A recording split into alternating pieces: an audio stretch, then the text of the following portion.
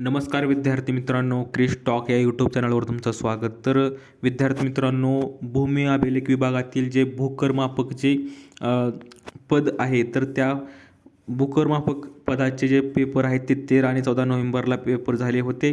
तर त्या पेपरच्या निकालाविषयी आपण माहिती या व्हिडिओमध्ये पाहणार आहोत. तर माहिती पाहण्याच्या अगोदर तुम्ही जर पहिल्यांदा माझ्या चॅनलवर आला असाल तर क्रिश टॉक या चॅनलला सबस्क्राईब करायला विसरू नका, जेणेकरून भूमी अभिलेख विभागातील भूकरमापक पदाचा निकालाबद्दलची सर्व लेटेस्ट अपडेट तुम्हाला लवकरात लवकर किंवा इतर महत्त्वाच्या परीक्षेबद्दलची माहिती तुम्हाला या चॅनलवर तुम्हाला मिळून जाईल.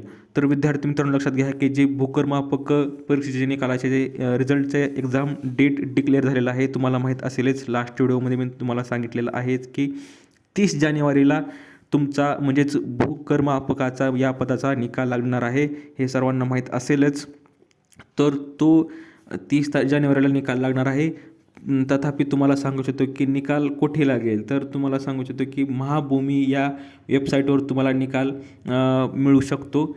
तर महाभूमी.gov.in या वेबसाईटवर तुम्हाला 30 जानेवारीला निकाल तुम्हाला भूमी अभिलेख विभागाकडून भूकर मापकाचा निकाल लागणार आहे.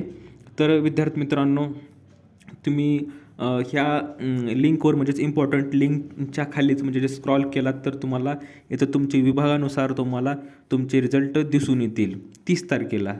तर विभागानं आधीच ऑलरेडी डेट डिक्लेअर केलेली आहे, हे तर तुम्हाला मी ह्याची अपडेट सांगितलेली आहेच.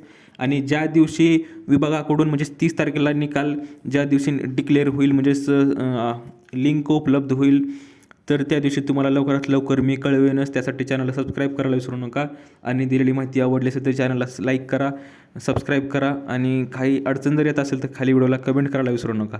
तर भेटूया पुढच्या व्हिडिओमध्ये अशीच एक अपडेट घेऊन. तोपर्यंत धन्यवाद.